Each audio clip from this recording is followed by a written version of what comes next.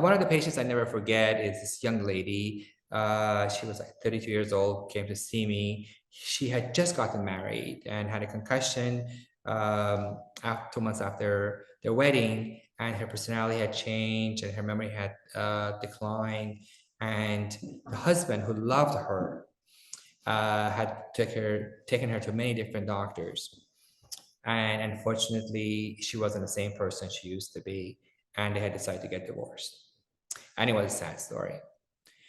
But she was young and she had only one concussion.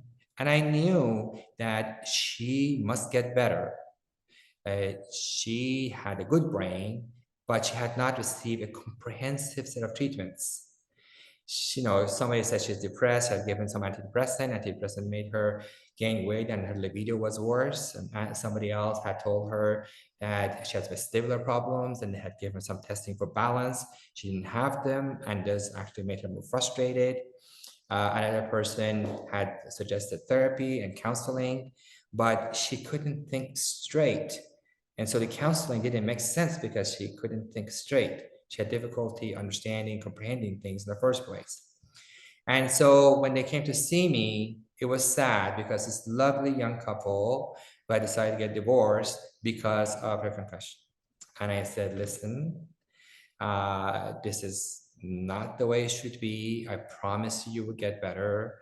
And I did for her what I do for all my patients. I made a list of the issues. So she had headaches. She had sensitivity to light. She had sensitivity to sound. She had difficulty falling asleep. She had difficulty processing information. Her memory was poor. And she was irritable because she was always overwhelmed. So I said, listen, this is a list of problems. And we're going to first help you with sleep. So I want you to go for walks and make sure that you sleep at the same time every night. And if you can't sleep, read something until you fall asleep. And I just want you to walk 1 mile a day.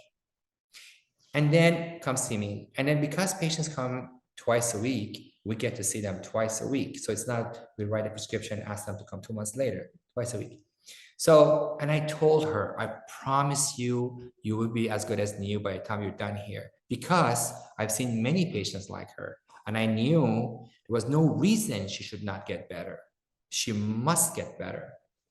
So because I convinced her that she would get better, she got the hope that this may be the last doctor I'm seeing and this would work. So she came back and said, those walks actually make me feel better. And I used to sleep 4 hours, now I sleep 5 hours. I said, great.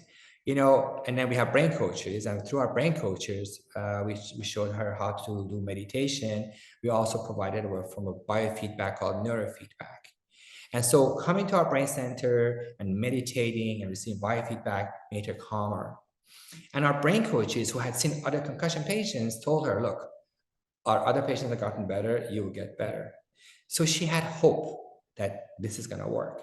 So when I saw her at 6 weeks, she was already smiling. She was already saying, I'm not as hopeless as I was before. I still can't drive. She couldn't cross the street. She was so overwhelmed with information from crossing the street, she couldn't cross the street by herself. And she said, for the first time, I actually crossed the street. And then she came back gradually. Because she was getting better, she realized that something is going on. And then we had give her some supplement, omega-3 fatty acids, and we told her no junk food.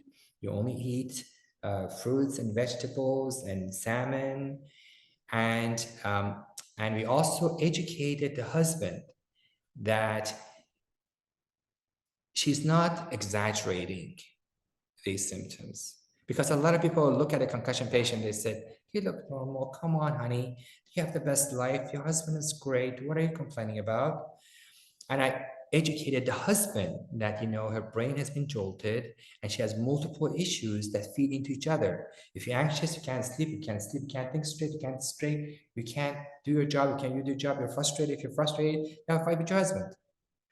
They're all, feed into each other. And so you need to just set them apart and treat them as a multimodal, interdisciplinary set of interventions.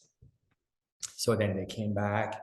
Uh, like 9 weeks later, she was smiling, like they were holding hands when they came back to see me. By 12 weeks, her scores, which initially were like 10 percentile, 20 percentile compared to her age, were 80 to 90 percentile for her age. Because this was her baseline. She was obviously a bright young woman who had fallen apart. And by the time they finished, they came to see me for last visit. They were holding hands, they were kissing. They decided they will not get divorced. And the girl said, I'm not 100%. I'm going to come 6 more weeks because I want to be 100%. So she came back 6 weeks later. She was working full time. They were talking about having a baby, and they were thrilled. They were thrilled. And they kept thanking me. But I thank them because when I touch people's lives like that, I will never forget for the rest of my life. And I can tell you at least 100 patients like that.